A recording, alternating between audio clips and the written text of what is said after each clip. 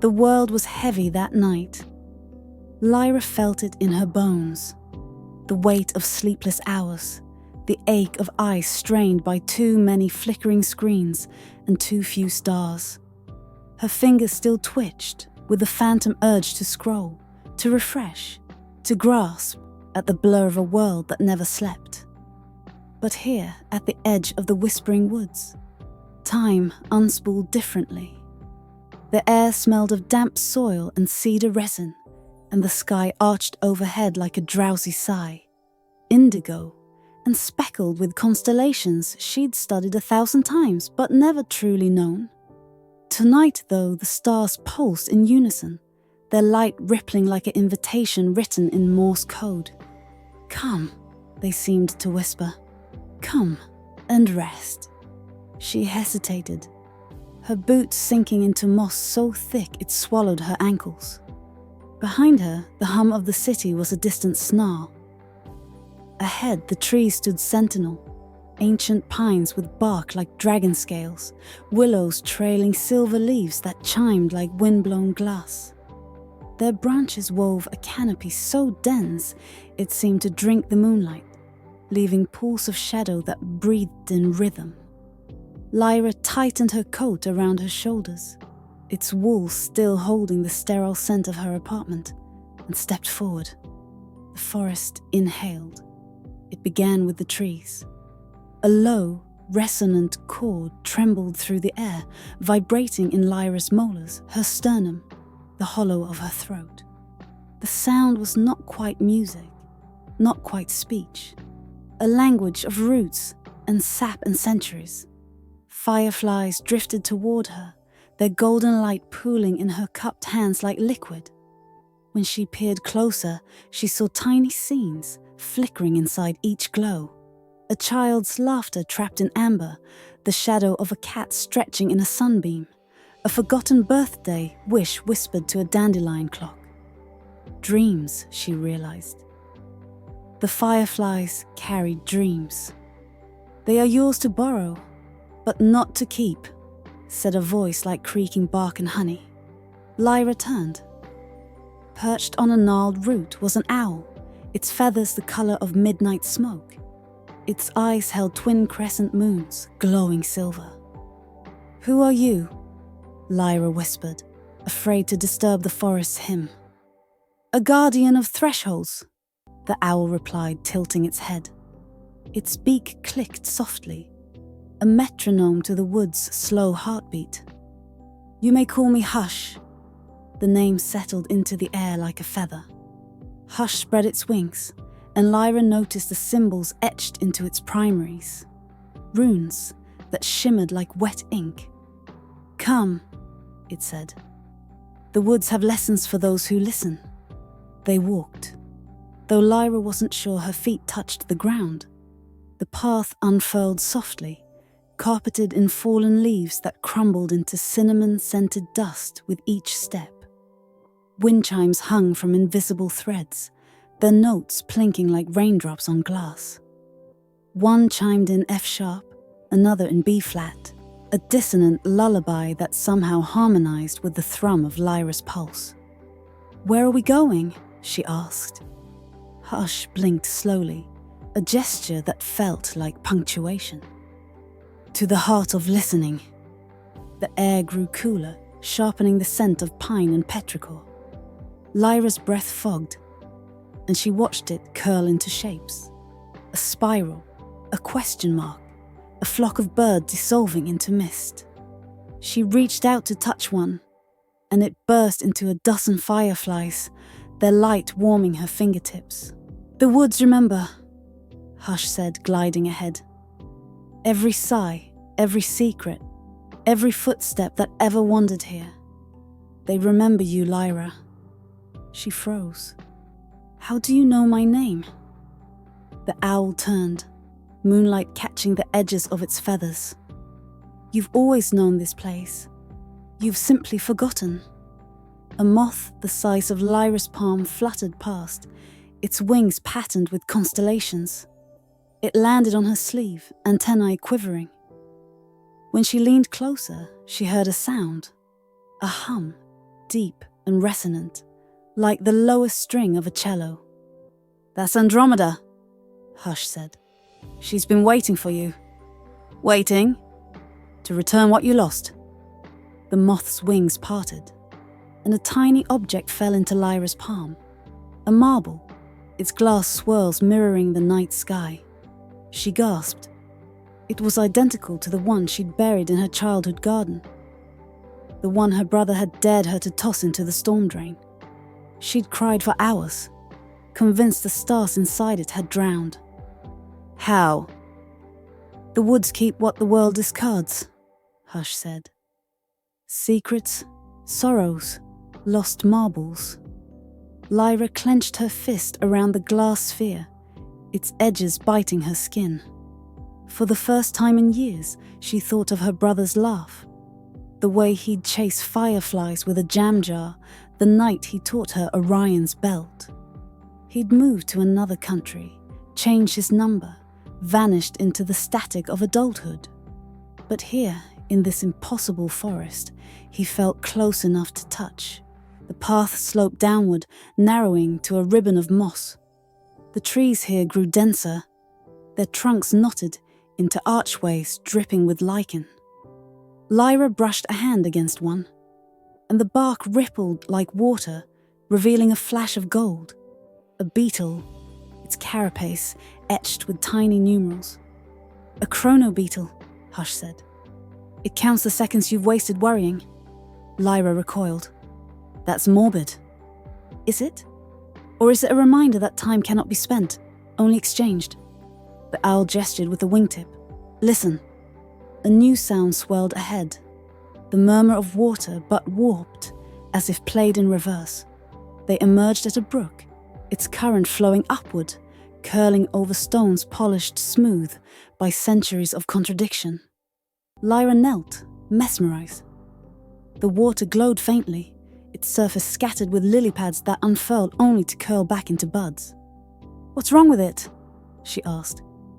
"Nothing," Hush said. "It's singing backward. Lean closer." Lyra obeyed. The brook's murmur resolved into words, a poem recited in a voice like gravel and velvet. "Rest your mind, weary traveller. The night will hold your fraying threads. What you've lost, the dark will gather. Lay your head where silence spreads." The words looped, repeating like a skipped record, but each iteration felt softer, slower, as if the brook itself were drifting to sleep. Lyra dipped her fingers into the water, expecting cold, but it was tepid, thick as syrup. When she pulled back, her skin glistened with liquid stardust. "The language of silence," Hush said. "It is not the absence of sound, but the presence of listening." The owl blinked, and for a moment, its eyes reflected not Lyra, but a girl of 8, grass-stained knees, hair tangled with dandelions, chasing a marble into the trees. "Tell me, stargazer, what do you hear when you stop trying to hear?" Lyra closed her eyes. At first, there was nothing but the thumb of her own pulse, the dry click of her swallow. Then layer by layer, the forest unveiled itself, the creak of bark expanding in the cool air, the pop of a seed pod splitting open, releasing a downy parachute of thistledown, the sigh of a spider spinning silk, each strand vibrating with the weight of dew, the hum of the firefly's dreams now harmonizing with the wind chimes, the crunch of Hush's talons adjusting on a root, the distant, almost imagined cry of a nightjar. But deeper still, beneath the symphony, was a silence, not empty, but full, like the pause between heartbeats. Lyra felt it in her ribs, her throat, the soles of her feet. When she opened her eyes, Hush was nodding. "Good," the owl said. "Now, follow the fireflies."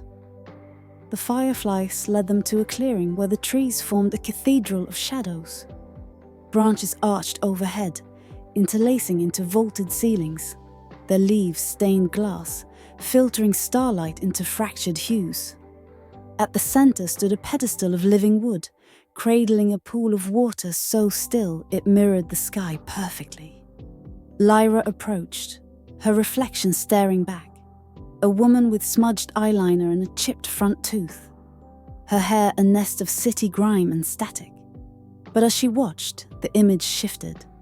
Her edges softened, her scars silvered, her eyes deepening to match the owl's moonlit gaze. "Who is that?" she breathed. "The self the night sees," Hush said. "Sit!" Lyra lowered herself onto the moss, which yielded like a feather mattress. Hush alighted beside her, and the fireflies dimmed, their light pooling in the water. Above, the branches parted to reveal a mosaic of stars, familiar constellations twisted into new patterns. Orion now held a lute, Cassiopeia's throne had become a cradle, and Ursa Major curled around a tiny glowing pup. "Sleep is not surrender," Hush murmured. "It is the soul's way of orbiting deeper truths." Watch a firefly landed on Lyra's forehead, its light dimming as her breathing slowed. The stars blurred, their edges melting into watercolor hues. She felt herself unraveling, not into nothingness, but into everything. The rustle of leaves, the brook's lullaby, the warmth of the earth beneath her. Memories flickered, her mother singing a lullaby in a language lost to time. A campfire's embers winking out one by one. The weight of her childhood cat purring on her chest. A snowflake dissolving on her tongue. She floated, untethered, as the forest wove her back together with threads of starlight. When she awoke, dawn was a pale suggestion on the horizon. Hush was gone, but a single feather lay beside her, etched with a single rune. "Listen." Lyra tucked it into her coat, its edge brushing the marble in her pocket. The wood still hummed, but softer now, as if sharing a secret. She rose, her body lighter, her mind quiet. The path home glowed faintly, fireflies lighting her way, like floating lanterns. At the forest's edge, she turned back. The trees sighed in unison, their chorus fading into a whisper. "Rest is your right." The city's skyline loomed ahead, but its lights seemed dimmer now, outshone by the memory of a moth's wings and a brook that sang backward. Lyra smiled, her hand closing around the feather. Somewhere an owl hooted, 3 low notes that thrummed in time with her pulse. Sleep, she realized, was not a place to reach, but a journey to begin. Chapter 2. The Sea of Serenity. The transition from forest to sea was seamless, as though the trees had unraveled into salt and mist. Lyra stood at the shoreline, the whispering wood's moss still clinging to her boots like a farewell. Before her stretched the Sea of Serenity, its waves moving in languid arcs, each crest dissolving into foam that glowed faintly, as if the ocean itself were exhaling stardust. The moon hung low, swollen and opalescent, its reflection fracturing into 1,000 shards on the water's surface. Lyra knelt, letting the sand sift through her fingers, cold and fine as powdered porcelain, glittering with embedded minerals that winked like distant galaxies. "You're late," said a voice like the hiss of foam on rock. Lyra turned. A mermaid lounged on a tide-smoothed boulder, her tail coiled in iridescent loops. Scales shifted from mother of pearl to twilight indigo with each ripple of muscle, and her hair floated around her in a hypnotic tangle of seagrass and bioluminescent algae. Her eyes, however, were unsettling. Twin whirlpools, their depths flecked with drowned starlight. "Late?" Lyra asked, rising. "The tide's been waiting," the mermaid replied, flicking a droplet from her webbed fingers. It hung in the air, suspended like a liquid diamond, before plummeting back into the sea. But then again, time here is negotiable. She slid off the boulder, her tail splitting into legs as she touched the sand. Call me Thalassa. And before you ask, no, I won't eat your soul. That's a myth propagated by sailors who couldn't swim. Lyra blinked. Do I need a boat? Thalassa laughed, a sound like bubbles rising through kelp. You are the boat. Before Lyra could protest, the mermaid pressed a hand to her chest. A warmth spread through her ribs, and she looked down to see her skin glowing faintly, translucent as sea glass. Her feet sank into the sand, but instead of anchoring her, they dissolved into mist. Panic fled until she realized she could still feel her toes, wriggling in some invisible current. What did you do to me? Gave you permission to float, Thalassa said, wading into the waves. The sea won't harm what it thinks is driftwood. Now follow. The water was warmer than Lyra expected, and heavier, as if the sea were made of liquid silk.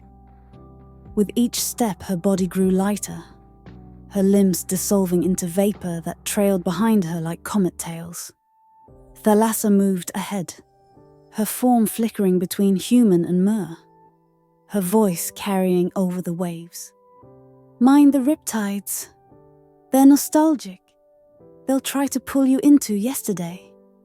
Lyra focused on the mermaid's voice, anchoring herself against the tug of phantom currents. The moonlit road widened, revealing a boat ahead. A fragile thing woven from seashells and whalebone, its sail a patchwork of jellyfish membranes. It bobbed gently, tethered to nothing. Climb in, Thalassa said. Lyra grasped the gunwale, her hands passing through the shell planks as if they were holograms. Yet, when she pulled herself aboard, the boat solidified beneath her, smelling of brine and myrrh.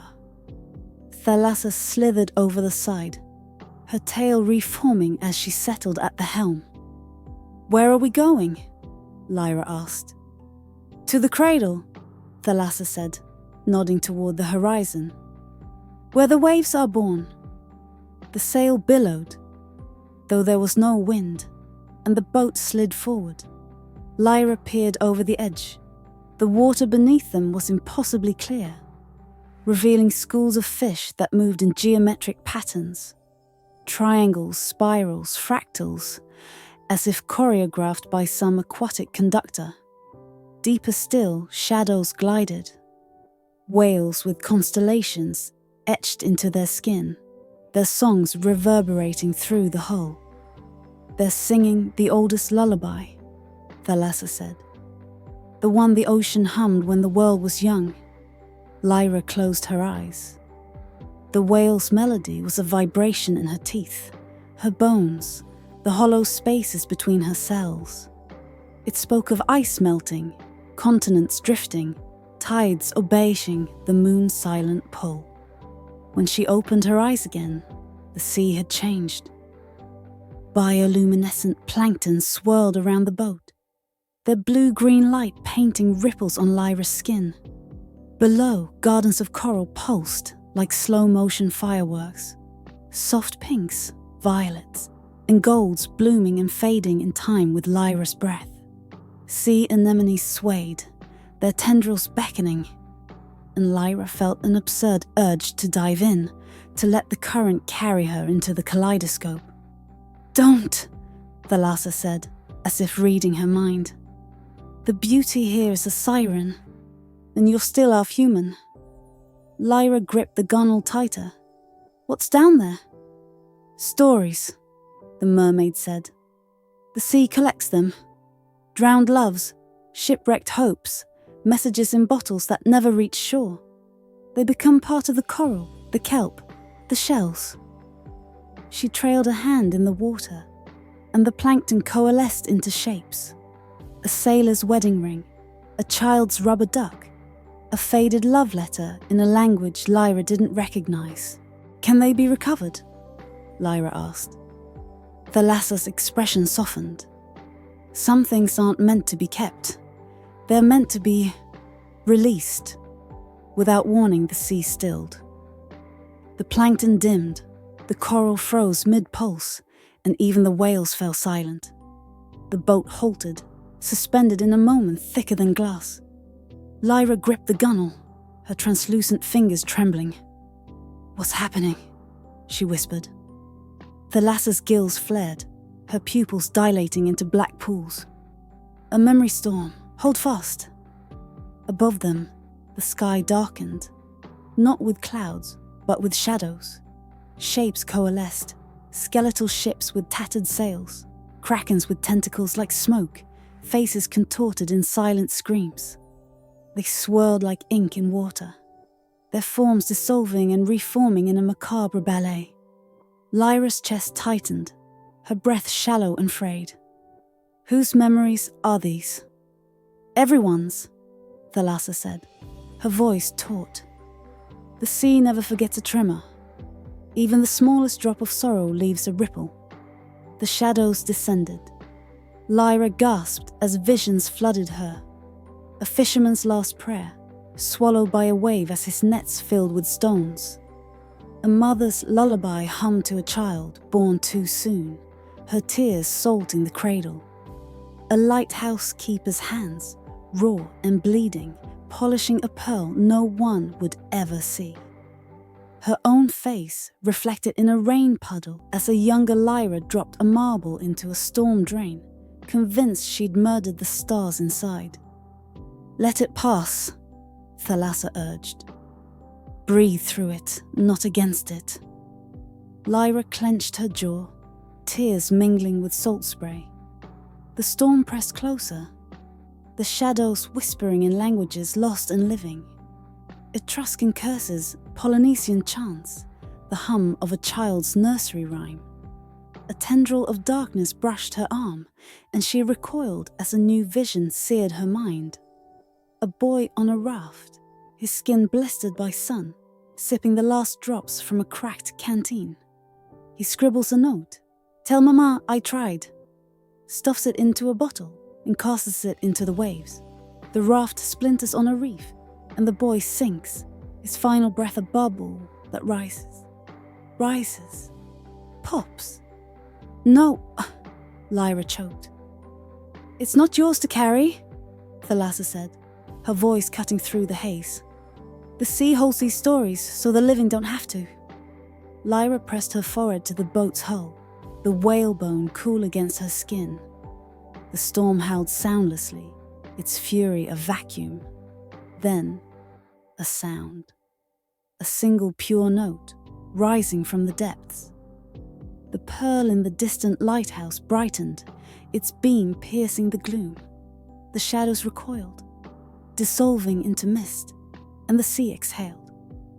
The boat lurched forward, the plankton reigniting. Lyra slumped against the hull, trembling. "Why show me that?" she asked hoarsely. Thalassa's tail flicked, sending ripples across the water. "To remind you that serenity isn't the absence of storms. It's the calm beneath them." The lighthouse loomed ahead, its black rock spire barnacled and ancient. Up close, Lyra saw the tower was not built but grown. A coral monolith fused with volcanic stone, its surface etched with tidal glyphs.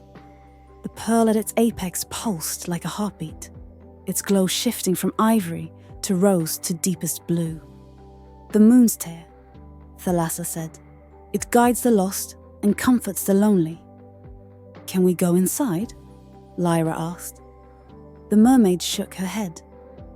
"The lighthouse only opens for those who've forgotten their own names. You're not there yet." As they drifted past, Lyra noticed a door at the base, driftwood planks bound with kelp rope. Carved into it was a phrase in a language she shouldn't understand but did. "Here lies the weight of unspoken words." "Who tends it?" "No one," Thalassa said. "And everyone. The sea tends itself." The boat sailed on, the lighthouse shrinking behind them. Lyra stared at her reflection in the water, no longer translucent but solid, human. Her hair clung to her neck in salt-stiffened tangles, and the shadows under her eyes looked darker, older. "The storm changed me," she murmured. "All storms do," Thalassa said. "But scars are just stories written on the skin." A school of fish darted beneath them, their scales flashing like coins. One broke away, leaping into the air before splashing back. Lyra laughed, a startled, rusty sound, and the fish leaped again, as if applauding. "They're celebrating," Thalassa said. "Celebrating what?" "Your resilience." The mermaid gestured to the horizon, where dawn tinged the sky in peach and lavender.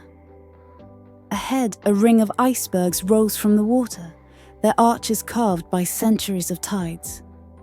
Within the circle, the sea was perfectly still, a mirror reflecting the fading stars. "The cradle," Thalassa said. "Where waves are born." The sail billowed, though there was no wind, and the boat slid forward. Lyra peered over the edge. The water beneath them was impossibly clear, revealing schools of fish that moved in geometric patterns, triangles, spirals, fractals, as if choreographed by some aquatic conductor. Deeper still, shadows glided. Whales with constellations etched into their skin, their songs reverberating through the hull. "They're singing the oldest lullaby," Thalassa said.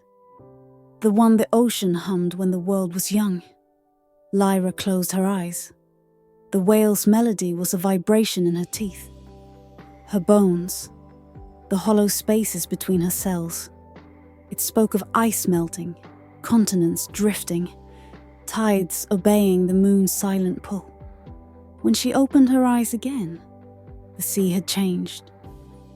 Bioluminescent plankton swirled around the boat, their blue-green light painting ripples on Lyra's skin. Below, gardens of coral pulsed like slow-motion fireworks, soft pinks, violets, and golds, blooming and fading in time with Lyra's breath. Sea anemones swayed, their tendrils beckoning, and Lyra felt an absurd urge to dive in, to let the current carry her into the kaleidoscope. "Don't," Thalassa said, as if reading her mind. "The beauty here is a siren, and you're still half human." Lyra gripped the gunwale tighter. "What's down there?" "Stories," the mermaid said. "The sea collects them. Drowned loves, shipwrecked hopes, messages in bottles that never reach shore. They become part of the coral, the kelp, the shells." She trailed a hand in the water, and the plankton coalesced into shapes. A sailor's wedding ring, a child's rubber duck, a faded love letter in a language Lyra didn't recognize. "Can they be recovered?" Lyra asked. Thalassa's expression softened. "Some things aren't meant to be kept. They're meant to be released." Chapter 3. The Valley of Velvet Nights. The shore of the Sea of Serenity dissolved like sugar in tea, the salt-scrubbed air softening into a haze of lavender and dusk. Lyra stood at the mouth of the Valley of Velvet Nights, her feet sinking into grass, so plush it seemed to sigh beneath her weight. Above, the sky hung low, a quilt of indigo stitched with pulsating stars, their light muted as if filtered through felt. The valley stretched before her, a tapestry of twilight, slopes blanketed in flowers that glowed like crushed amethysts, mist pooling in the hollows like spilled milk, and distant hills that melted into the horizon as though painted by a watercolor brush. A breeze carried the scent of night-blooming jasmine, and Lyra's shoulders loosened, the tension of the sea's storms unwinding like a knotted thread. She took a step forward, and the grass whispered secrets against her ankles. "Rest here," it seemed to say. "Rest and be still." "You've arrived just in time," said a voice like rustling linen. Lyra turned. A figure stood beside her, cloaked, in a shawl woven from shadows and starlight. Their face shifted, young, old, and neither, with eyes that held the soft gleam of dew on spider silk. In their hands, they cradled a spindle twined with fog, spinning it into threads that vanished like breath on glass. "Who are you?" Lyra asked. "A shepherd," they replied, their voice harmonizing with the breeze. "Of sorts." They gestured to the valley, where shapes moved through the mist, rounded woolly forms that shimmered like smoke. "My flock thrives in the in-between. Call me Nox." Lyra squinted. The sheep were not sheep at all, but clouds of fog sculpted into fleeting forms. A lamb with a comet's tail, a ewe with constellations tangled in her fleece, a ram whose horns curled like crescent moons. They drifted across the meadow, dissolving and reforming as they grazed on starlight. "They're beautiful," Lyra breathed. Nox nodded. "Ephemeral, but eternal, much like rest itself." They offered Lyra the spindle. "Come, the night has much to teach you." Nox led Lyra to a grove of willow trees, their branches draped in curtains of moss that glowed faintly, like lanterns wrapped in gauze. At the center stood a loom of polished obsidian, its frame strung with threads of fog, moonlight, and spider silk. A pile of clouds, plump and silver as fresh-picked cotton, lay beside it.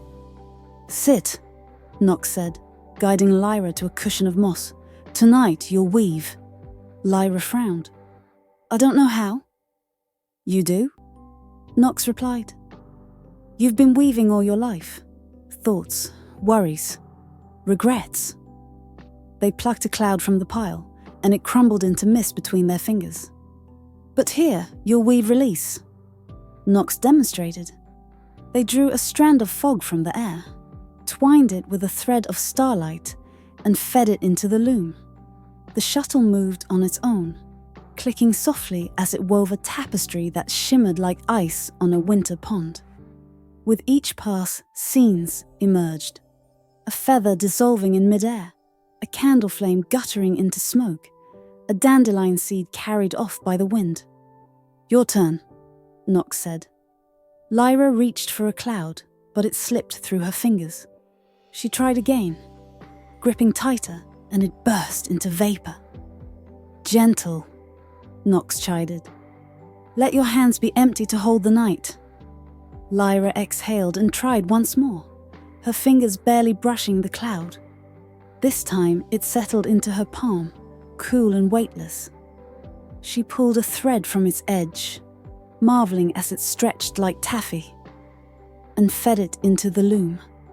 The shuttle danced, weaving a scene she didn't expect.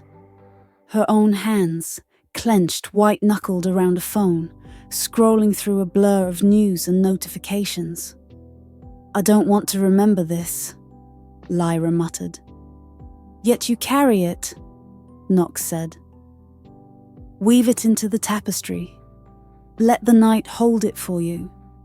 Lyra closed her eyes, focusing on the loom's rhythm. Click, clack, click, clack, until the scene blurred into abstraction, then dissolved entirely. When she opened her eyes, the tapestry showed only a calm sea under a star-strewn sky. "Better," Nox said. Beyond the grove, the valley dipped into a vast lavender field, the flowers glowing faintly, their scent so thick it felt like syrup in Lyra's lungs. Nox's fog sheep dotted the slopes, their forms blending with the mist rising from the blooms. "This is where twilight ripens," Nox said, plucking a sprig of lavender. Instead of petals, it bore tiny closed buds that pulsed like heartbeat. "Crush one, gently." Lyra obeyed. The bud burst into a mist that coiled into a shape. A child's laughter, a half-remembered lullaby, the warmth of a hand she hadn't held in years. The scent intensified. Vanilla, fresh linen, her grandmother's perfume. "Almost dreams," Nox said. "The moments that linger at the edge of sleep, too fragile to grasp." Lyra's throat tightened. "My mother used to sing to me, I'd forgotten. The night remembers, Nox said. Walk deeper. The field will meet you. The lavender brushed her hips as she wandered, releasing whispers with every step. A campfire's crackle. The purr of a cat long gone. A promise she'd made to herself at 17, abandoned like a coat outgrown. At the field's heart stood a stone well, its rim carved with spirals. Lyra peered inside. Instead of water, she saw stars. Not reflected, but contained, swirling in a liquid cosmos. What is this? She asked. The well of unfinished thoughts, Nox said. Drop one in, and the night will cradle it. Lyra hesitated, then plucked a lavender bud. It dissolved into mist, forming a thought she'd carried for years. I should have called him. I should have said sorry. She let it fall. The well swallowed it silently, the stars rippling. Will it come back? Only if you fish for it, Nox said. The choice is yours. Nox led Lyra to a clearing where a feast lay spread on a table of moss. Goblets of moonbeam wine, platters of nightshade berries, and bread so fresh it steamed with the warmth of a setting sun. The fog sheep gathered, their forms flickering at the edges. Sit, Nox said. The valley feeds those who release their hunger. Lyra sipped the wine. It tasted of blackberries and snowmelt, and bit into the bread. With each swallow, she felt lighter, as if her bones were filling with helium.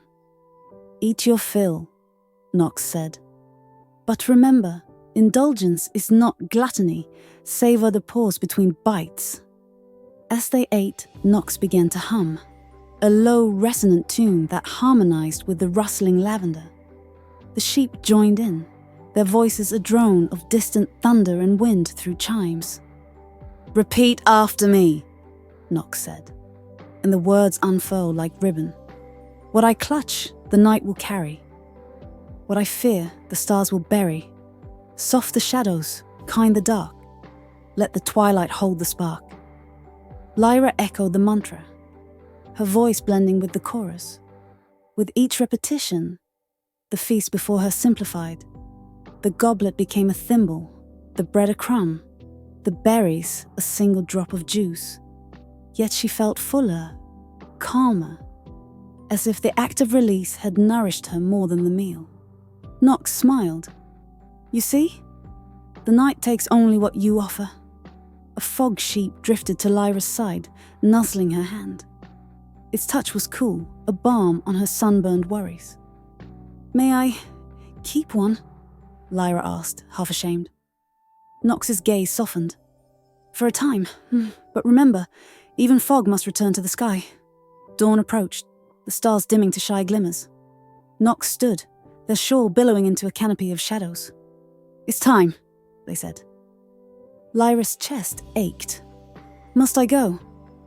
The valley is a visitor, not a home, Nox replied. But take this. They unclasped their shawl and draped it over Lyra's shoulders.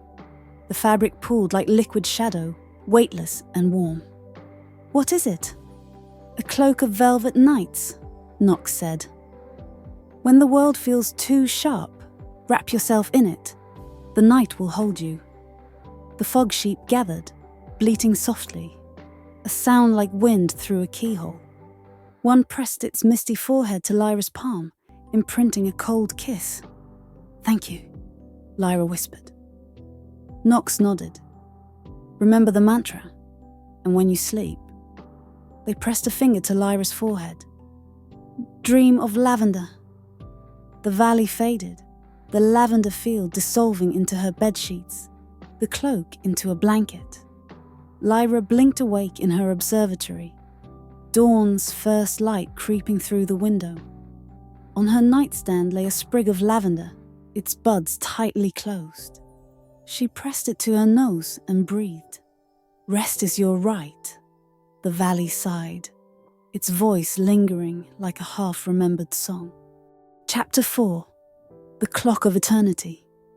The valley of velvet nights dissolved like ink in water, replaced by a cobblestone path that wound upward into a sky choked with gears. Lyra stood at the foot of the clock of eternity, its tower piercing the clouds, a monolith of tarnished brass and obsidian, its face a labyrinth of spinning dials, moon phase carvings, and hands that moved backward and forward at whim. The air smelled of oil and candle wax, and every breath carried the metallic tang of time itself. A staircase spiraled around the tower, each step engraved with dates in languages dead and unborn. Lyra climbed, her fingers brushing the railing, which hummed with a vibration that matched her pulse. Halfway up, she paused.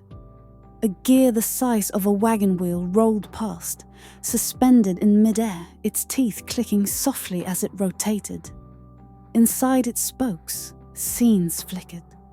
A child blowing out birthday candles, an old man setting a pocket watch to his ear, a sundial crumbling to sand. "Careful," said a voice like a rewinding cassette. "The gears bite." Lyra turned. A figure leaned against the tower wall, their body a patchwork of clockwork, brass tendons, pendulum joints, and a face of porcelain cracked to reveal glowing cogs beneath. Their eyes were pocket watch faces, the left stuck at 3:07 a.m., the right ticking erratically. "Who are you?" Lyra asked. "Horologium," they said, bowing with a creak. "Keeper of the clock. You're here to mend, I assume?" "Mend what?" "Your relationship with time." Horologium gestured upward. "Come, the heart of the clock awaits." The tower's core was a cathedral of broken time. Shelves stretched to infinity, stacked with shattered hourglasses, cracked sundials and pocket watches, frozen at pivotal moments. 11:11 p.m, 4:44 a.m, 12:00, midnight or noon, indistinguishable. The air thrummed with the whispers of wasted seconds and borrowed years. Horologium led Lyra to a workbench cluttered with tools, screwdrivers tipped with stardust, oil that smelled of nostalgia, and tweezers forged from frozen tears. "Choose one," they said, nodding to the shelves. Lyra lifted a stopwatch, its glass spiderwebbed. When she pressed the crown, a memory erupted. A hospital waiting room, her father's cough echoing off sterile walls. Lyra staring at the clock, begging the hands to slow. They didn't. She dropped the stopwatch. "I can't." "You must," Horologium said. "To fix time, you must first break it." They selected a music box, a tiny carousel, its horses mid-gallop. A key protruded from its base, rusted with tears. Horologium pried it open, revealing gears clogged with dust. "This one is yours." Lyra peered inside. The final gear bore an inscription. "The hour I stopped believing in miracles." "Repair it," Horologium said, handing her a brush. "But gently. Time is fragile here." Lyra cleaned each gear, her touch softening the edges of the memory. Age 14. Her mother's hands trembling as she wound the carousel. "It's just a seizure," the doctor said. "She'll wake up." She didn't. As the last grain of dust fell, the music box chimed, a lullaby Lyra's mother once hummed. The carousel spun, horses leaping over gaps in the melody. "Better," Horologium said. "Now, let's visit the pendulum." The chamber was dominated by a pendulum longer than a redwood, its blade a slice of polished obsidian. It swung in a lacy arc, each pass warping the air like heat haze. Beneath it, a pool of liquid mercury reflected Lyra's face, youthful, then ancient, then a child. "Step closer," Horologium said. The pendulum's shadow swept over Lyra, and time dilated. A raindrop hung frozen mid-fall. A butterfly's wings beat once per century. Her heartbeat stretched into a drone. "Time isn't a line," Horologium said, oiling their joints. "It's a suggestion. Watch." They tossed a gear into the pendulum's path. It sliced through and the gear split into two identical halves. One rusted, one pristine. The past and future, Horologium said. Both equally useless. Lyra knelt, dipping a finger into the mercury. It coated her skin, cold and dense, showing visions. Herself at 80, grey-haired and smiling, tending a garden of clockwork roses. Herself at 7, sobbing into a pillow, begging the night to end. Which is real? She asked. Both, Horologium said. But sleep is the bridge between. The pendulum's arc widened, and Lyra felt herself unraveling, minutes slipping like beads from a string. She gripped the pool's edge, anchoring herself. Why show me this? To remind you, Horologium said, that rushing steals joy. Rest is the mortar of moments. A door hidden behind the pendulum led to a garden where time grew wild. Trees bore fruit that ripened and rotted in seconds, their seeds sprouting into flowers that bloomed backward. A stream cut through the soil, its water thick as syrup, carrying dates instead of fish. Horologium plucked an apple, letting it decay to dust in their palm. This is where lost tomorrows go. Regrets, anxieties, the what-ifs that poison sleep. Lyra touched a vine, its thorns pricking her thumb. A vision surged. Herself at 30, hunched over a desk, screens reflecting in her glasses. I'll rest when I retire, she muttered, typing faster. The vine withered, replaced by a poppy oozing black nectar. Feed it, Horologium said. Lyra pressed a drop to her tongue. The garden shifted, showing a version of herself asleep in a meadow, the clock tower's shadow guarding her. You see, Horologium said, the future you fear and the future you need are not the same. They led her to a sundial overgrown with moss. Sit, let the garden speak. The sundial's shadow crept over Lyra, and she drowsed, dreams weaving through her like vines. A clock with no hands, a lullaby sung by a star. Horologium's voice. Sleep is the cousin of forever. When she woke, the poppy had become a rose, its petals ticking softly. Dawn approached, the clock tower's gears grinding in protest. Horologium pressed a candle into Lyra's hands. A taper of beeswax, its flame frozen mid-flicker. This burns without diminishing, they said. Light it when time feels too heavy. Lyra clutched it. Will I forget this place?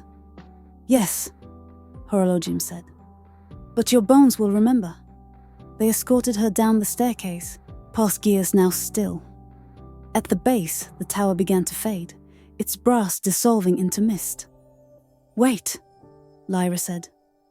What's the clock's purpose? Horologium smiled, their porcelain face cracking further. To tick until it doesn't. Isn't that enough? The tower vanished. Lyra stood in her observatory, the candle glowing on her desk. Outside, stars pulsed in time with her breath. She lit the candle. The flame didn't flicker. Rest, the clock tower whispered, its voice a fading tick. Beyond the pendulum chamber, a corridor lined with metronomes stretched into darkness. Each metronome ticked at a different tempo, their clicks overlapping into a chaotic symphony. Lyra's steps synced with the nearest rhythm, a frantic staccato that quickened her pulse. Don't match their pace, Horologium warned, their voice warping like a warped record. Time is a liar here. Lyra focused on her breath instead, inhaling for 4 ticks, exhaling for 8. Gradually, the metronomes began to harmonize, their beats weaving into a waltz. The corridor brightened, revealing walls etched with musical staves where notes fluttered like trapped moths. What is this place? Lyra asked. The soundscape of urgency, Horologium said, catching a note mid-air. It squirmed in their palm before dissolving. Humans love to race against clocks they've invented. Absurd, isn't it? A metronome tipped, its pendulum snapping. The corridor shuddered, and Lyra stumbled into a memory. Her first all-nighter, aged 19, cramming for exams. Her desk littered with coffee cups. The clock's ticking had felt like a whip. Horologium steadied her. Break it. Lyra gripped the metronome, its wood splintering under her touch. The memory shattered, and the corridor stilled. Better, Horologium said. Now, walk slower. The garden of forgotten tomorrows gave way to a courtyard dominated by a sundial forged from obsidian and regret. Its gnomon cast a shadow shaped like a clenched fist, and instead of numbers, its face bore phrases. I'm sorry. I love you. Stay. Lyra traced the words. What do they mean? Words trapped in time, Horologium said. Unspoken. They fossilize. Speak one, and its shadow releases. Lyra knelt. The sundial's base was warm, vibrating with withheld confessions. She pressed her palm to, I'm afraid. And a vision unfolded. Her brother's voicemail. Lyra, call me back. It's important. She'd been too busy. By the time she called, his phone was disconnected. The sundial's shadow twisted into a key. Horologium nodded. Use it. Lyra inserted the key into the sundial space. A drawer slid open, revealing an envelope yellowed with age. Inside was her brother's handwriting. I'm proud of you. He left this here? Time collects what hearts abandon, Horologium said. Lyra tucked the letter into her coat, its weight a sweet ache. A coven of hourglass spirits awaited in a rotunda, their forms shimmering like heat haze. Each held an hourglass filled with a different substance. One with sand, another with fireflies, a third with liquid starlight. Choose an hourglass, their leader intoned, her voice echoing from all directions. But know this, you inherit its curse and cure. Lyra approached the starlight hourglass. Inside, constellations swirled, Orion napping, Cassiopeia knitting a nebula. This one, she said. The spirit smiled. A dreamer's choice. She tipped the hourglass. Time accelerated. Lyra's hair grew to her knees, then shrank to a bob. The rotunda's walls crumbled and rebuilt. Stop, Lyra cried. The spirit righted the hourglass. Time is a river. Would you dam it or dive in? I just want to rest. Then stop fighting the current. The hourglass morphed into a pillow. Lyra hugged it, its fabric cool as moonlit silk. Horologium led Lyra to a loom strung with threads of decades, centuries, and epochs. The chrono weaver, a being of dust and daylight, nodded, their shuttle darting like a hummingbird. Weave your timeline, they said. Lyra hesitated, then selected a golden thread, her first laugh, and a silver one, her mother's last breath. The loom stitched them into a tapestry, showing her asleep under a willow tree, time pooling around her like rainwater. Sleep stitches chaos into coherence, the chrono weaver said. Your turn. Lyra guided the shuttle, weaving in a crimson thread, her first heartbreak, and an indigo one, midnight conversations with stars. The tapestry softened, its edges blurring into a lullaby. Good, the chrono weaver said. Now burn it. What? No. Memories are kindling. Burn them to warm your now. Reluctantly, Lyra touched the tapestry. It ignited, the flames odorless and cool. The ashes settled into a blanket, its threads singing, rest, rest, rest. The final chamber held a pool of liquid shadow, its surface dotted with glowing orbs, each a heartbeat paused mid-thrum. Lyra waded in, the shadow clinging to her like velvet. Choose one, Horologium said. Lyra selected an orb pulsing with a familiar rhythm. It burst, releasing a memory. her father's heartbeat. Age 6, pressed against his chest during a thunderstorm. "Listen," he'd said. "That's the drum of life." Tears blurred her vision. "I miss him." "Then borrow the beat," Horologium said. The shadow pulled around Lyra, moulding into a second heartbeat that synced with her own. She floated, cradled by dual rhythms, until sleep crept over her. When she awoke, the pool was still, and Horologium offered a pocket watch filled with her father's laughter. "Time cannot be kept," they said, "but it can be held." Chapter 5. The Library of Lost Moments. The clock of eternity faded like a dream upon waking, leaving Lyra at the foot of a marble staircase that spiraled into a sky of leather-bound clouds. Before her stood the Library of Lost Moments, its sandstone facade weathered by centuries of whispered regrets and half-remembered joys. Ivy crawled over arched windows, their stained glass depicting scenes of children's first steps, lovers' last glances, and solitary cups of tea gone cold. The air smelled of aging parchment and bergamot, with a faint undertone of burnt sugar, the scent of memories caramelized by time. Lyra climbed the steps, each one engraved with a single word: ephemera, nostalgia, lethe. The massive oak doors creaked open before she could touch them, revealing a cavernous hall where books floated like drowsy moths. Their covers shimmered, velvet, scales, pressed flowers, and their pages hummed in harmony with the distant crackle of a fireplace. "You're late," purred a voice from the shadows. A cat emerged, its fur a living constellation. The Big Dipper curled around its tail, Orion's belt stretched across its ribs, and Cassiopeia's crown glowing faintly on its forehead. Its eyes were twin supernovae, swirling with nebulae in quiet fury. "Late?" Lyra asked, though she felt no urgency here. The books grow restless when their readers linger.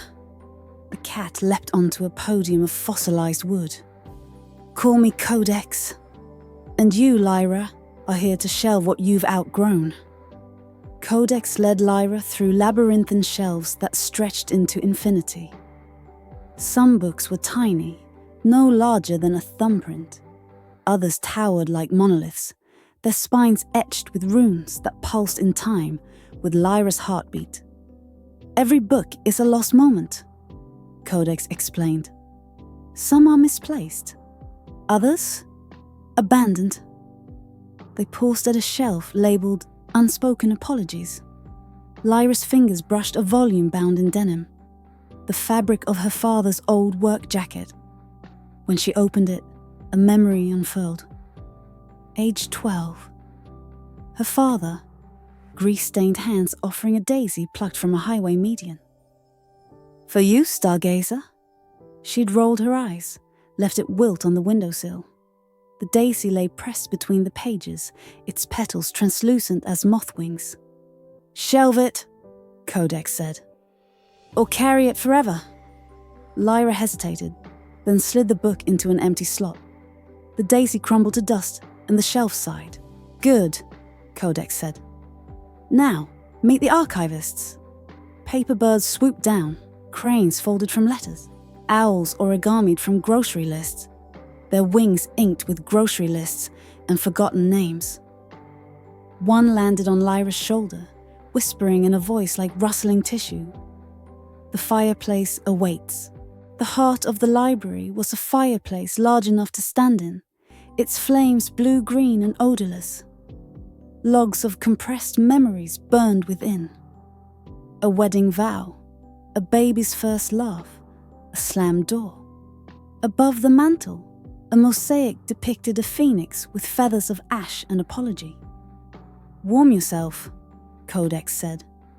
"But don't stare too long. Fire hypnotizes the guilty." Lyra sat in an armchair of woven shadows, its cushions stuffed with thistledown. A paper bird dropped a book into her lap. the hymn of fractured silence, its cover warm as skin. Inside, she found sheet music scribbled on hospital wristbands, coffee-stained napkins, and the backs of photographs. When she hummed a bar, the fireplace flared, revealing a memory. Her mother's hands, trembling as they braided Lyra's hair. "You'll always be my starlight," she'd said, though her voice had already begun to fray. Codex leapt onto the armrest. "Burn the page!" "What? No!" "The memory remains. The pain transmutes." Lyra tore out the page and tossed it into the flames. The fire bloomed violet, and the scent of her mother's jasmine perfume filled the air. A wing of the library held books that pulsed like wounded hearts. Codex avoided them, fur bristling. "The unfinished. They're volatile." Lyra opened one. A voicemail from her brother. "Lyra, I'm sorry." Static. Click. The book shuddered, its pages bleeding ink. Codex hissed, batting it shut. Festering words infect the shelves. "Come." They retreated to a balcony overlooking a garden of inkwell roses and parchment daisies. A paper bird served tea in a chipped mug labelled "Number 1 Astronomer." Lyra sipped. It tasted of chamomile and unspoken truths. "Why keep the unfinished?" she asked. Codex's tail flicked. "Even broken things deserve a home." A bell tolled, deep, resonant, final. Codex's constellation fur dimmed. "Dawn approaches. Finish your task." In the library's quietest corner, Lyra found her final book, the Atlas of Almost Remembered, its pages blank. Codex placed a feather quill in her hand, its nib sharp as a star's edge. "Right," they said. Lyra hesitated, then inscribed a memory she'd buried, the night she let her cat go. Pebbles purr fading as the vet nodded. Lyra's tears soaking into fur already cold. The words glowed, then sank into the page, leaving only an illustration. A cat curled around a crescent moon. Codex blinked slowly, their constellation fur brightening. "Take this." They gifted her the quill. "Write new moments, better ones." The library dissolved, shelves folding into mist. Lyra awoke in her observatory, the quill on her desk, and the taste of bergamot on her tongue. "Rest," whispered the paper birds, their voices trailing into dawn. Codex led Lyra through a vaulted archway into a wing where the air hung heavy with the musk of unspoken words. Here, the books were bound in materials that made Lyra's chest ache. Faded hospital wristbands, crumpled napkins scribbled with "I'm sorry," and leather made from the palms of hands that had never quite reached out. The shelves groaned under the weight of apologies, fossilized into sentences, their spines etched with titles like "The Things I Should Have Said" and "Conversations That Drowned in Silence." A book floated to Lyra, its cover a patchwork of voicemail waveforms. She opened it, and a voice spilled out, her own, younger, trembling. "Dad, I can't come home this weekend. Work is too busy." The memory unfolded, her father's face, pixelated on a grainy video call, nodding as if he understood. He'd died 3 weeks later. "Why show me this?" Lyra whispered. Codex's constellation tail flicked. "Regrets are left unburied gnaw at the roots of sleep. Write a new ending." A quill appeared in Lyra's hand, its nib sharp and glistening. She hesitated, then scrawled in the margin, "I'm here now." The words sank into the page and the memory shifted. Her father smiling, a daisy tucked behind her ear. "Better," Codex purred. "But the archive is vast. Come." They ascended a spiral staircase, carved from petrified tears, each step singing a dirge of missed chances. At the top, a gallery stretched into darkness, its walls lined with hourglasses filled not with sand, but with held breaths.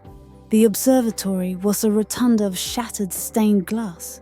its shards suspended mid-fall by invisible threads. Beneath them, desks sprawled like a graveyard of intentions, each holding an unsent letter. Lyra recognized her own handwriting on the envelope labeled, "To my brother." She broke the seal. The letter was blank. "Unwritten," Codex said, leaping onto the desk. "The loudest silences are the ones never breached." A vision flashed. Her brother at 17, slipping a note under her door. "Gone to find myself. Don't wait up." She'd never opened it, assuming it another rant about their parents. Now, the yellowed paper lay in her palm, its words smudged by rain. "I'm scared. Talk to me?" Lyra's knees buckled. Codex nudged the letter into a pool of moonlight where it dissolved into ink. "Write it anew. The library listens." Lyra dipped the quill into the ink, a mixture of midnight and marrow, and began. "Dear Kai, I should have opened your letter. I should have said I was scared too." As she wrote, the shattered glass above reassembled into a mosaic of two siblings stargazing, their hands brushing as they traced Orion. "Send it," Codex said. Lyra folded the letter into an origami star. It soared into the void, trailing stardust. The chamber was a cathedral of echoes. Voices overlapped in a discordant hymn. "Goodbye. See you soon. It's not your fault." Their origins untraceable. Lyra's boots sank into a floor of ash, each step releasing a ghostly wail. Codex's fur stood on end. "Tread lightly. Goodbyes are fragile here." A mirror materialized, reflecting not Lyra, but a montage of farewells. Her mother's vacant hospital bed, sheets still warm. Kai's backpack abandoned at the bus station.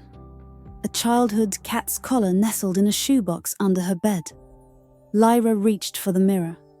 It fractured, shards embedding in her palm. Instead of blood, liquid starlight welled. "Why does it hurt more at night?" she asked. "Because silence amplifies absence," Codex said, licking a shard. "Collect the pieces, make something new." Lyra gathered the fragments, their edges softening into sea glass. She strung them into a mobile that chimed a lullaby. The echoes stilled. "Clever," Codex said. "But the deepest goodbye awaits." Behind a door of obsidian and eyelashes lay the vault. Its walls pulsed like a heart, shelves lined with books shackled in iron chains. Codex hesitated. "These truths are sharp." Lyra approached a tome bound in cracked porcelain, a doll's face smiling on the cover. Inside, age 8. Her mother, slurring words, dropping a teacup. "Don't tell Dad." Lyra slammed the book shut. "I don't want to remember." "Yet you do," Codex said. "Every night, in dreams." A key materialized, a molar tooth, its roots trailing nerve endings. Lyra unlocked the book, the pages rearranged, showing her mother sober, braiding Lyra's hair. "You're my constellation," she whispered. "Truths are multifaceted," Codex said. "But you must swallow them whole." Lyra tore out a page and ate it. The taste, burnt sugar and forgiveness. The library's end was a river of liquid forgetfulness, its banks lined with empty picture frames. Codex pressed a vial of ink into Lyra's hand. "Drink. But know this. What you forget, the library keeps." Lyra hesitated. "Will I lose them forever?" "Number. They become lullabies, the hum beneath your dreams." She drank. The river surged, erasing. Her father's funeral, replaced by his laughter. Kai's voicemail, replaced by his childhood giggle. Her mother's last breath, replaced by her lullaby.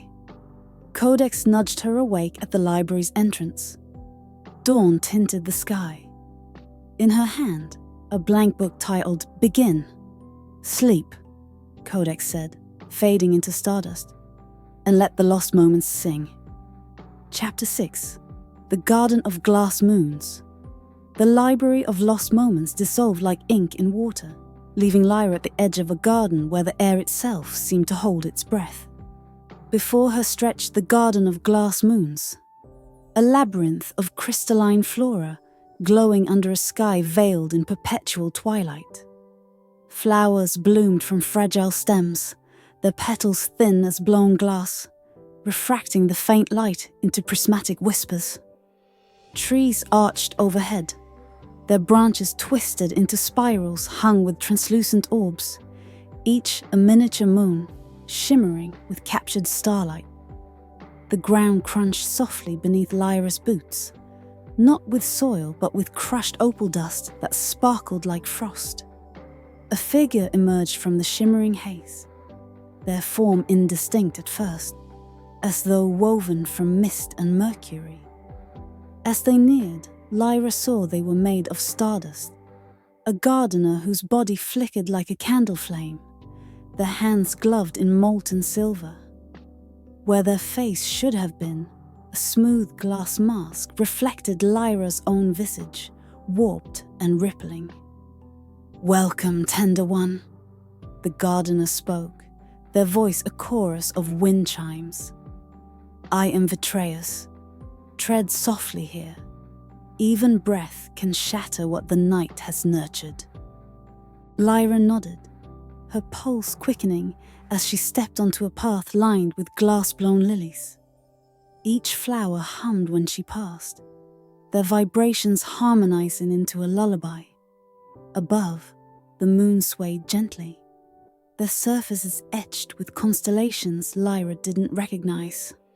A hare leaping over a crescent, a wolf howling into a black hole, a serpent coiled around a dying star. "Why are they so fragile?" Lyra whispered. Vitreus tilted their head, the mask glinting. "Beauty and fragility are twins. To love one is to cradle the other." Vitreus led Lyra deeper into the garden, where the air grew colder, sharpening the scent of ozone and quartz. They paused beside a fountain carved from a single block of amethyst, its basin filled not with water, but liquid mercury. Vitreus dipped a silver-gloved hand into the pool, withdrew it, and let the droplets fall. Where they landed, glass mushrooms sprouted, their caps ringing like tiny bells. "Your turn," Vitreus said, offering Lyra a glove woven from spider silk and moonbeams. She slipped it on. The material clung to her skin, cold and weightless. When she touched the mercury, it coiled around her fingers like a living thing, then dripped onto the path. A glass vine erupted, blooming into roses so thin they trembled at the brush of her breath. "Marvelous," Vitreus chimed. "But now, repair what you've broken." Lyra frowned. "I haven't broken anything. Look closer." She knelt. A rose petal lay shattered, its shards reflecting fragments of her face. A cheek here, an eye there, each shard whispering a memory. Age 7, dropping her mother's favorite vase. Age 16, snapping a pencil mid-exam, ink bleeding like a sigh. Last week, cracking her phone screen, the fractures spiderwebbing over a text she'd ignored. Vitreus handed her a brush, dipped in liquid diamond. "Mend it." Not to erase the break, but to honor it. Lyra painted the seams, each stroke sealing the cracks with veins of light. The rose reformed, its scars glowing gold. "Kintsugi," Vitreus said. "The art of precious scars. Remember this." Without warning, the garden darkened. The glass moons dimmed, their light snuffed like candles. A wind rose, carrying the scent of impending rain. A storm of needles, sharp and silver. "Quickly," Vitreus urged, guiding Lyra to a greenhouse of fuse-stained glass. Inside, the air hummed with warmth, the walls depicting scenes of galaxies colliding and stars being born. "What's happening?" Lyra asked, her voice trembling. "The garden remembers every fear," Vitreus said, their stardust form flickering. "Even yours." The storm struck. Needles rained down, shattering petals, fracturing trees. Lyra watched in horror as a moon orb splintered, its shards embedding in the ground like daggers. Inside each fragment, a fear played out. A missed deadline, spiraling into failure. A friend's voice, cold and distant over the phone. Her own reflection, older, wearier, alone. Vitreus placed a glassblower's pipe in her hands. Breathe life into what you fear. Lyra hesitated, then blew into the pipe. A bubble formed, swelling with her breath, a perfect sphere. Inside, her fears swirled like smoke. She shaped it into a dove, its wings jagged but soaring. The storm paused, the needles suspended mid-fall. "Now release it," Vitreus said. Lyra opened her hands. The dove burst, its shard dissolving into stardust. The garden stilled. In the storm's wake, the garden transformed. Fractured blooms glowed brighter, their scars weaving constellations. The moons, though cracked, pulsed with light that danced in kaleidoscopic patterns. Vitreus led Lyra to a clearing where glass butterflies fluttered, their wings chiming like cathedral bells. "Sit," they said, gesturing to a bench of fused quartz. Lyra obeyed. Vitreus pressed a palm to the ground, and a sapling sprouted, a tree of liquid glass, its branches curling like cursive. "This is your resilience. Nurture it." Lyra watered it with mercury, fed it shards of her fears. The tree grew, its trunk etched with her journey. Forests, seas, libraries, clocks. At its zenith, a bud formed, swelling until it burst into a glass moon etched with her name. Vitreus nodded. "It will weather storms, as will you." Dawn approached, the garden's light softening to pearl. Vitreus gifted Lyra a seed, a teardrop of fused moonlight. "Plant it where your night is darkest. It will grow into a companion." Lyra tucked it into her coat, its warmth seeping into her ribs. "Will I forget this place? Number, but you'll hear its song in your dreams." The garden faded, replaced by her observatory. On her windowsill, a glass sapling shimmered, its leaves tinkling in the breeze. "Rest," the garden sighed, its voice a chime in the dark. Chapter 7. The Bridge of Breath. The garden of glass moons dissolved like sugar in tea, leaving Lyra at the edge of a chasm so vast it swallowed sound. Before her stretched the bridge of breath, a thread of woven mist and moonlight, its rails shimmering with dew-strung spider silk. The abyss below churned with shadows that clawed upward, their forms dissolving inches from the bridge, as if repelled by an unseen breath. Above, the sky hung low, a tapestry of bruised purples and starless voids, save for a single constellation. A pair of lungs forged from star dust, expanding and contracting in time with Lyra's own. A figure materialized at the bridge's midpoint, a being of wind and parchment, their body a scroll unfurling into fractals of calligraphy. Their voice resonated not in Lyra's ears, but in her ribs. "Breathe." The bridge listens. Lyra stepped onto the mist. The bridge yielded like a hammock, swaying gently. With each step, the air thickened, filling her lungs with the scent of petrichor and distant thunderstorms. The scroll being drifted closer, their inked limbs trailing verses. "I am Zephyros, keeper of thresholds. To cross, you must learn the language of breath." Lyra's exhale fogged the air, crystallizing into a word. "Anxiety." The bridge shuddered. "Begin again," Zephyros intoned. "Breathe deeper." The bridge split into 3 spans, each narrower than the last. The first span was anchored by a tree growing upside down from the chasm's ceiling, its roots knotted into the mist. Lyra approached, her breath quickening. "Breathe with the roots." Zephyros whispered. Lyra pressed her palm to the tree's bark. It pulsed, syncing with her heartbeat. She inhaled, and the roots thickened. Exhaled, and they loosened. A memory surfaced. Age 6, hiding under her bed during a storm, her breath shallow and ragged. Her father found her, placed her hand on his chest. Breathe with me, stargazer. In. Out. The tree's roots unfurled, weaving a staircase down the chasm wall. Zephyros nodded. The first lesson. Breath anchors you to the earth. Proceed. Lyra descended, each step exhaling a note. A cello's hum, a monk's chant, a mother's lullaby. At the base, a river of liquid obsidian flowed, its surface reflecting not Lyra, but the faces of everyone who'd ever told her to calm down. Breathe through the mirror, Zephyros instructed. Lyra knelt, her breath rippling the water. The faces dissolved, replaced by her own reflection, serene, radiant. The river stilled. The second span arched over a storm. Clouds roiled beneath the bridge, lightning stitching the darkness with veins of gold.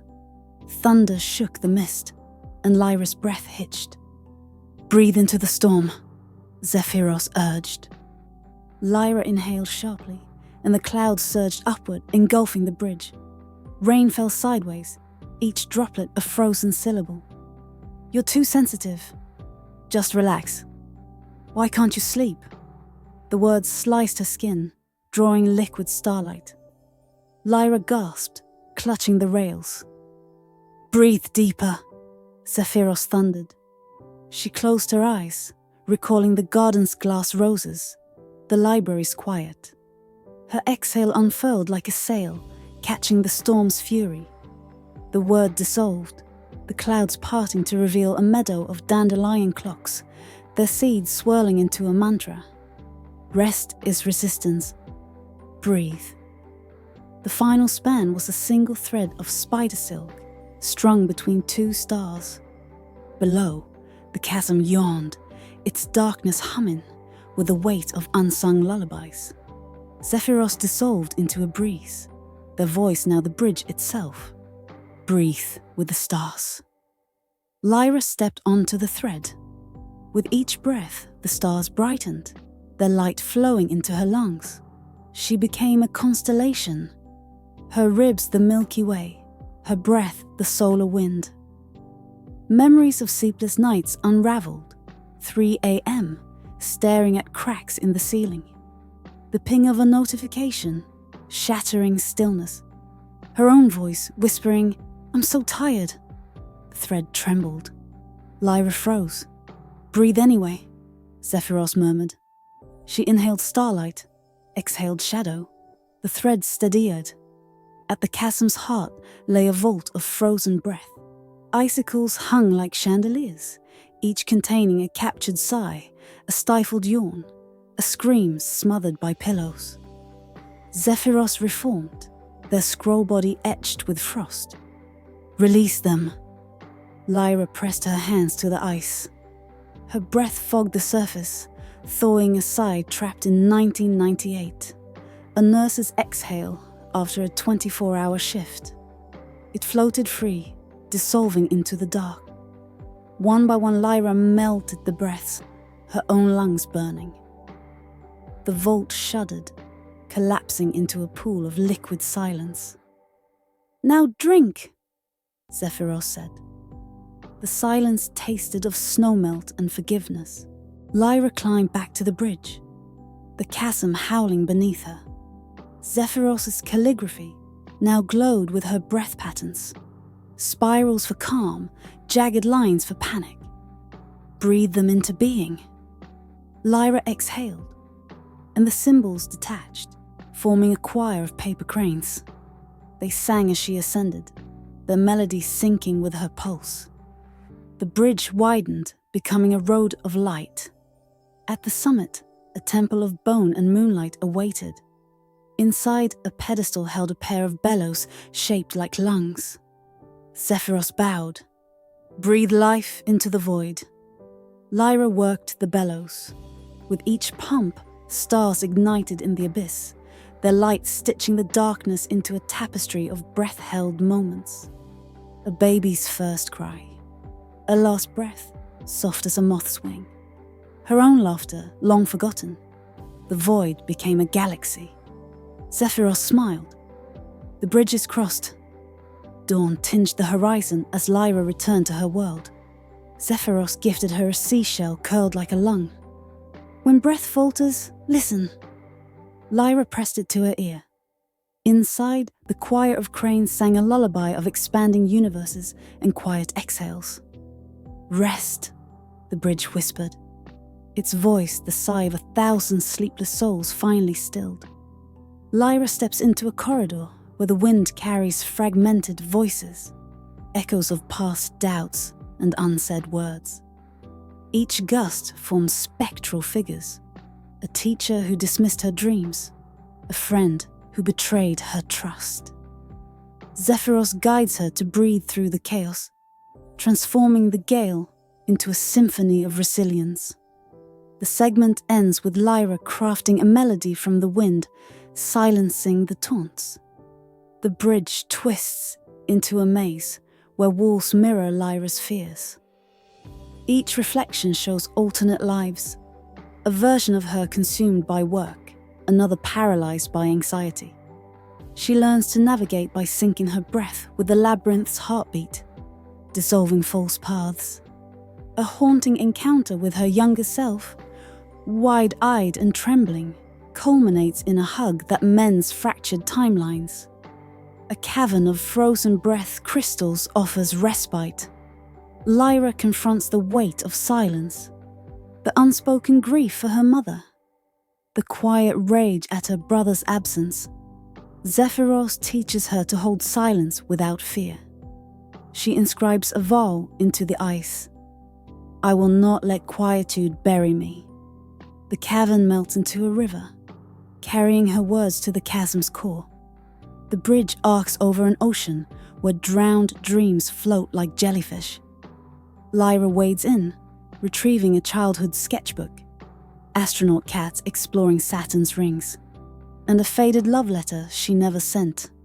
A tempest rises, the ocean's fury at abandoned hopes, but she breathes life into the dreams, letting them soar as paper lanterns. The storm calms, the water now clears her resolve. A colossal mirror shatters, each shard reflecting a different Lyra. The perfectionist, the recluse, the artist. To proceed, she must reconcile these selves.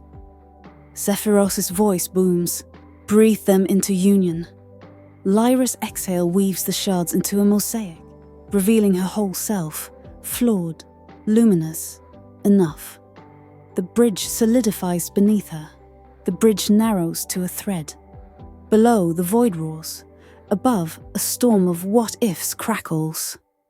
Lyra's breath falters until Zephyros appears as a flicker of starlight. Control is an illusion. Surrender is strength.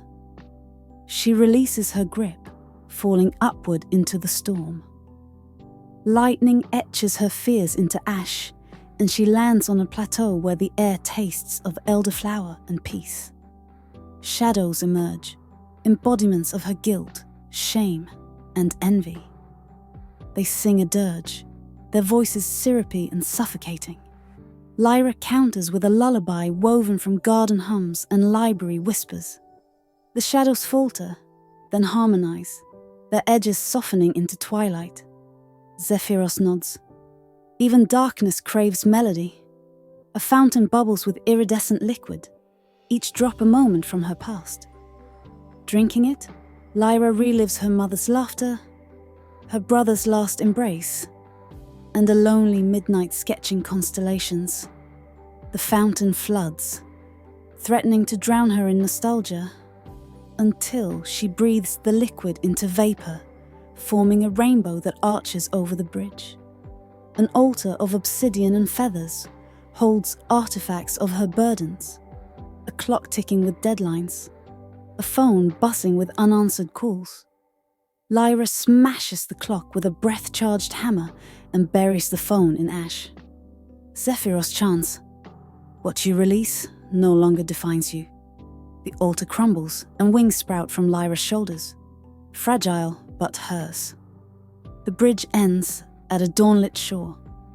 Zephyros dissolves into a breeze, their final words. "Breathe now for yourself." Lyra's wings lift her above the chasm where she sees the entire journey, forests, seas, libraries, stitched into her breath. She lands, wings shedding into dandelion seeds, and drinks from a spring that mirrors her calm. The chapter closes with her whispering, "I am where I need to be." Chapter 8. The Cottage of Cocooned Light. The bridge of breath dissolved like sugar in tea, its final whispers guiding Lyra to a grove where twilight pooled like spilled ink. Birch trees stood sentinel, their bark peeling into parchment-thin scrolls etched with forgotten alphabets. At the grove's heart squatted a cottage, its walls cobbled from amber and obsidian, its roof sagging under the weight of mason jars. Each jar pulsed faintly, fireflies with wings of crumpled foil, embers from long-dead campfires, and moonbeams pressed flat as dried flowers. A figure hunched on the porch, their silhouette moth-winged and trembling. Lyra approached, her boots crunching frost-laden grass that sang a dirge of winters past. The figure turned, revealing a face stitched from silk and shadow, eyes like smouldering embers.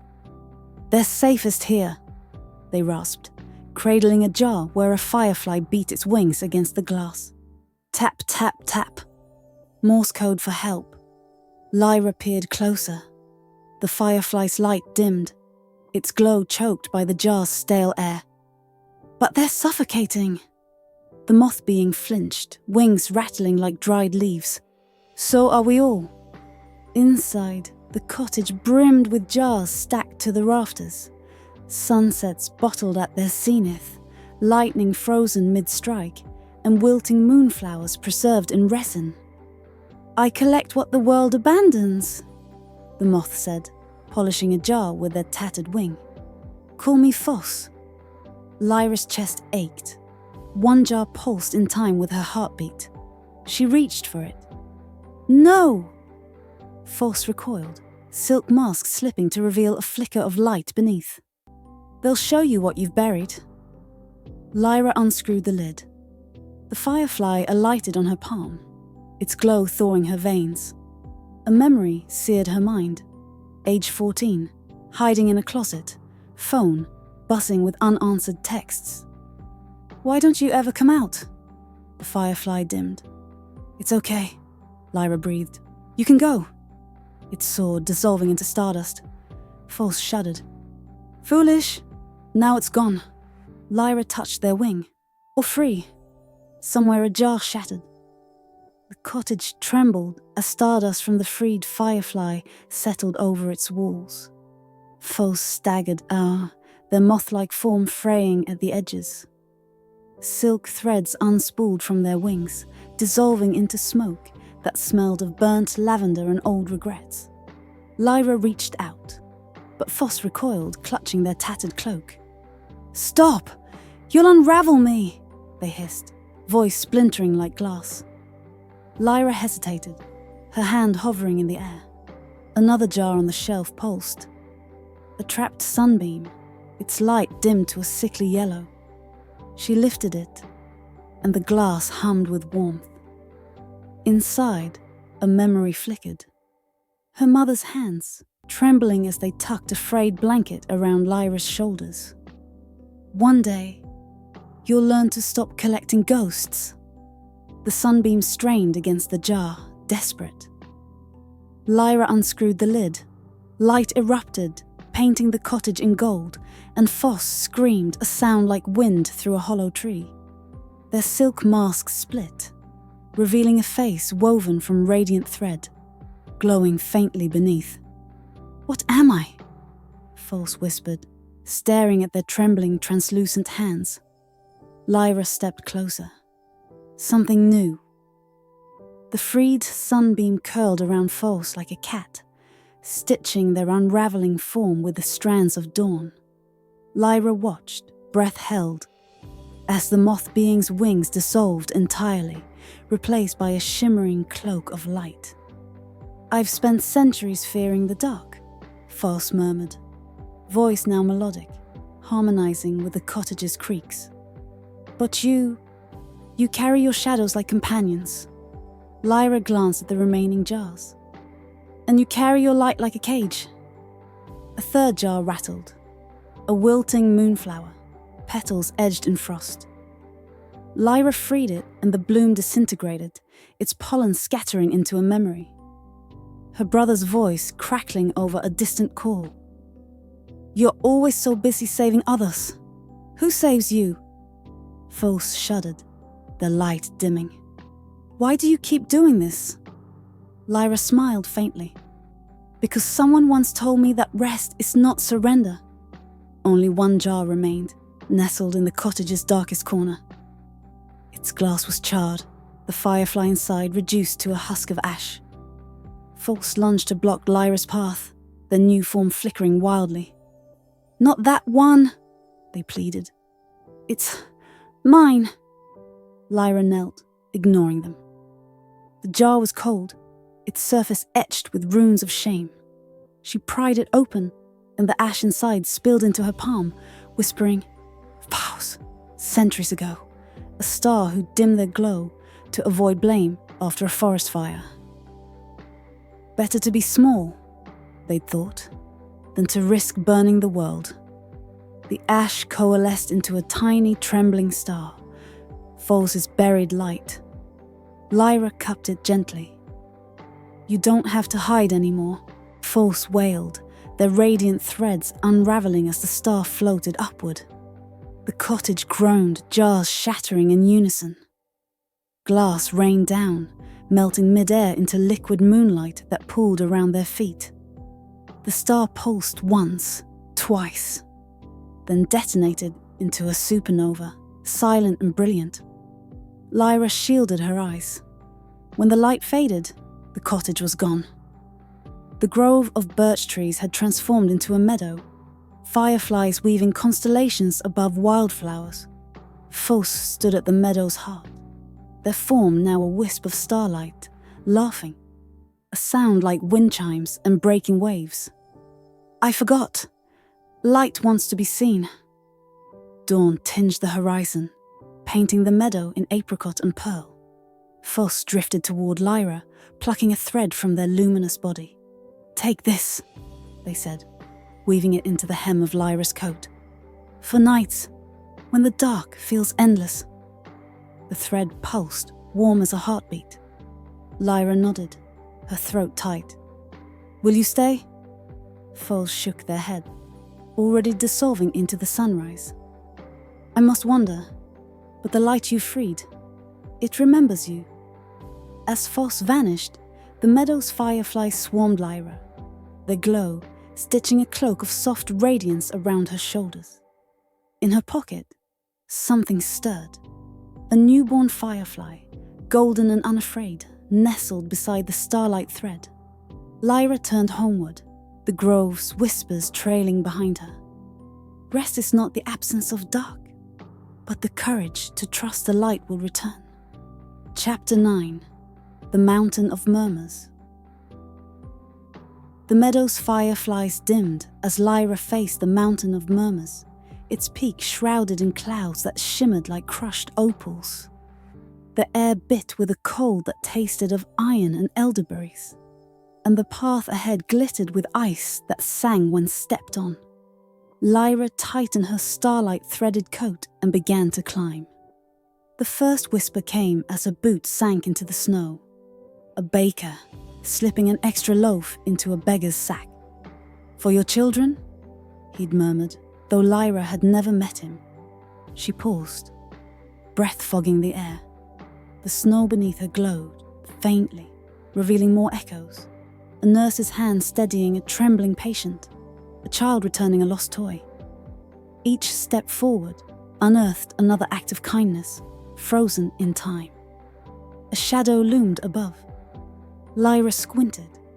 A figure stood on a ledge, fur white as the snow, eyes like glacier cracks.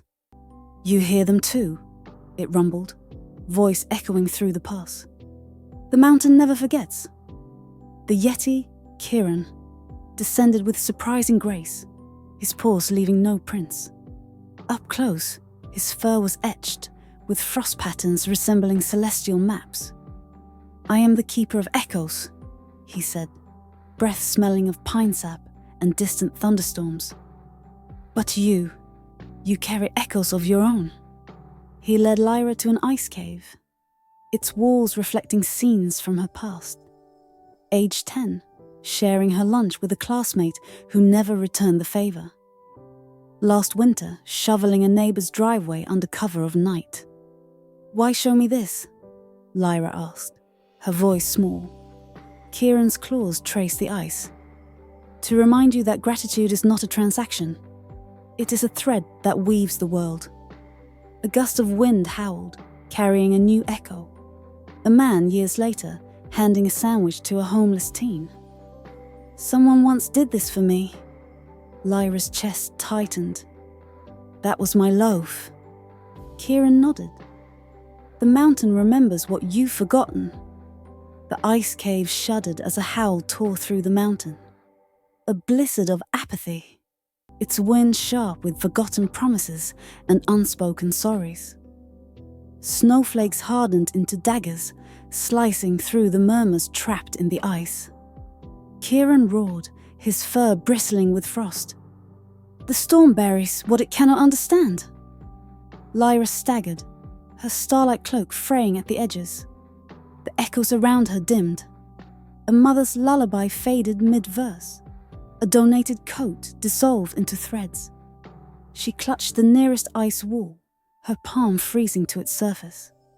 Inside, a trapped tear glimmered, her own shed years ago when she'd let a friend down. "Why is this happening?" she shouted over the gale. Kieran slammed a paw into the ground, cracking the ice. "The storm fears connection. Reignite the echoes, speak them."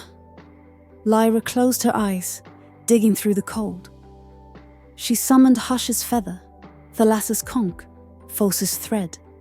With each memory, a spark fled, the whispering woods, where silence was a language, the sea of serenity, where storms were calmed by breath. The cottage, where light learned to trust the dark. The sparks pooled into a bonfire at her feet, its flames blue and odorless. The blizzard recoiled, snowflakes melting into star-shaped droplets. Kieran knelt, feeding the fire with echoes from the walls. A teacher's patience, a stranger's smile. Lyra's own hands planting a sapling years ago. "Stories thaw indifference," he murmured. The storm dissolving into mist. The peak was a needle of ice, its apex crowned by a shrine of translucent quartz. At its center floated a droplet of meltwater, throbbing with liquid light. Kieran's breath fogged the air. The essence of every unspoken thank you. "Drink it and understand." Lyra hesitated. "What if I'm not worthy?" The Yeti's glacier eyes softened. "Gratitude is not earned. It is received." She cupped the droplet. It surged into her veins, flooding her with visions. A nurse, decades ago, inspired by Lyra's mother's kindness to work another shift. A boy, now grown, who'd found her lost childhood diary and returned it anonymously.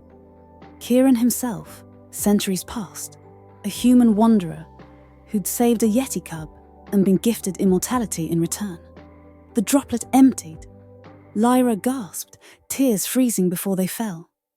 "It's too much." "No," Kieran said, his form fading into the shrine's glow. "It is enough." The mountain shuddered, ice cracking to reveal wildflowers beneath, purple saxifrage and snow gentians, blooming in defiance of the cold. Kieran's voice echoed as he vanished. "Kindness needs no witness. It is its own monument." Lyra descended at dawn, the locket of ice around her neck humming with the mountain's murmurs. Each step left a glowing footprint, a trail of thawed snow where crocuses sprouted, their petals holding dewdrop echoes. At the foothills, she opened the locket. A hymn spilled out, her own voice harmonizing with Kieran's growl and the whispers of countless strangers. The song melted the final ice in her chest, warm as a hearth. The Yeti's final lesson lingered. What you've given returns. What you've released remains. As sunlight gilded the valley, Lyra whispered to the locket, "Thank you." Somewhere on the peak, a glacier sighed. Chapter 10. The Return to the Starry Threshold. The mountain of murmurs faded into a horizon stitched with familiar stars. Lyra stood before her observatory, its stone walls now veined with luminous moss, its cracked dome repaired with panes of frozen moonlight. The telescope, once dusty and abandoned, gleamed, its brass etched with new constellations. A fog sheep from the valley, a glass moon from the garden, a Yeti's paw print. Above, Nocturne pulsed, its 7 stars arranged like a beckoning hand. Lyra climbed the steps, her starlight cloak whispering against the stone. Inside, the air smelled of cedar and nostalgia. Her childhood star charts hung intact, but the margins now brimmed with sketches from her journey. Hush's runes, Thalassa's tide poems, False's moth-wing patterns. She traced them, her finger glowing faintly. "You've circled back, stargazer," murmured a voice like galaxies colliding. Nocturne's light pooled on the floor, coalescing into a figure of shimmering smoke and static. Its face shifted, owl, mermaid, moth, Yeti, before settling into a form both human and alien, eyes like eclipse halos. "Why bring me here?" Lyra asked, clutching Hush's feather. "To finish what you began," Nocturne replied. "The night has waited." Nocturne gestured, and the observatory's walls dissolved into space.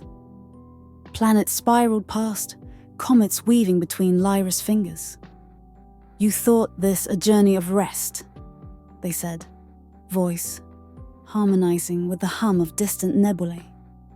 "It was a journey of remembering."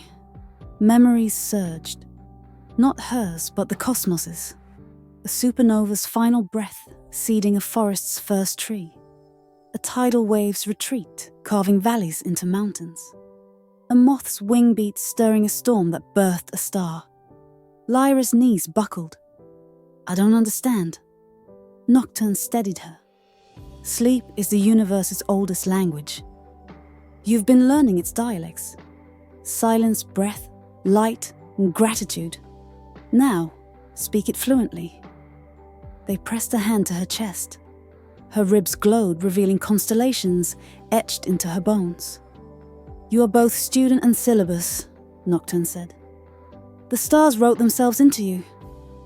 A loom materialized, its frame forged from comet tails, its shuttle a flickering firefly. Nocturne handed Lyra threads, spun from Hush's feather, silence. Thalassa's conch, breath. Foss's starlight, surrender.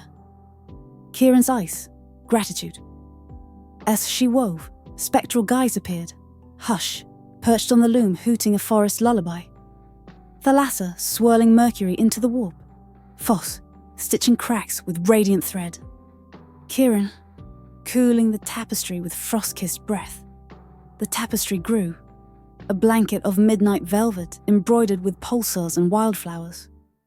Lyra's hands bled stardust, each drop a dying star's final gift. "It's too heavy," she gasped. Nocturne shook their head. "It's weightless to those who trust the night." The cosmos stilled. Nocturne hummed a note, and the tapestry floated upward, expanding until it draped the observatory. From its folds, voices emerged. Trees humming the language of silence, waves murmuring tidal mantras, fireflies chiming a hymn of release. mountains echoing gratitude. Lyra joined, her voice weaving through the chorus. The tapestry shuddered, then breathed, its threads unraveling into a lullaby that cascaded over earth. Cities quieted, cradles stilled, even the wind paused to listen. Nocturne's form blurred into the melody. Sleep, Lyra, the stars will keep watch. Lyra lay beneath the tapestry, now a cloak of stars. The observatory dissolved, leaving her adrift in a nebulous cradle. Nocturne's voice echoed, tender as a parent's kiss. Rest is not a retreat. It is the universe holding you. Her breath slowed. The stars dimmed. Somewhere, a fog sheep bleated, a conch sighed, and a mothwing brushed the dark. Dawn crept in, a slow, kind blink, as Lyra's heartbeat synced with the pulse of distant supernovas. In her final waking moment, she smiled.